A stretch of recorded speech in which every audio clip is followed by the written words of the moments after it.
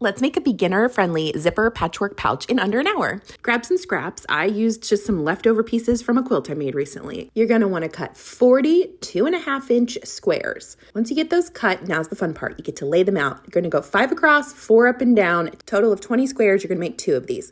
Now, if you've never pieced anything before and this is your first foray into quilting, you don't have to use a 1/4-inch quilt foot. Just make sure that you are piecing those pieces with a 1/4-inch seam all the way across the board. Just do what feels right. Don't be hard on yourself. This is meant to be fun, okay? Just whatever it takes to get a rectangle.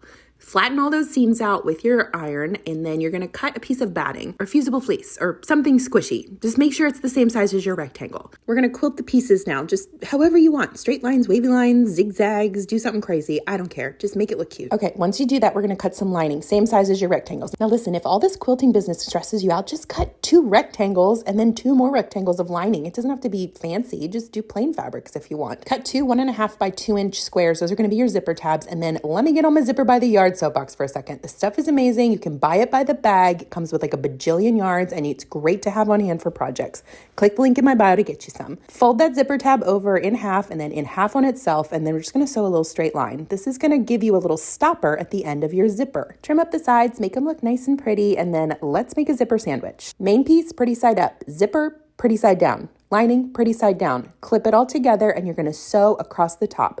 If you like to use a zipper foot, great. If not, if that makes you very uncomfortable, use this regular zigzag foot. Just get as close to the teeth as you can. Flip it right side out, top stitch across the top, maybe 1/8 inch from your zipper tape. Repeat this entire process on the other side of your bag. This is what it should look like. I want my bag to have box corners on the bottom. That means it's going to stand up a little bit on its own. To do that, you're going to cut a 1.5-inch square out of every corner of your bag through the lining and the main. Once you do that, all that's left is to sew the perimeter. Make sure your zipper's open for this.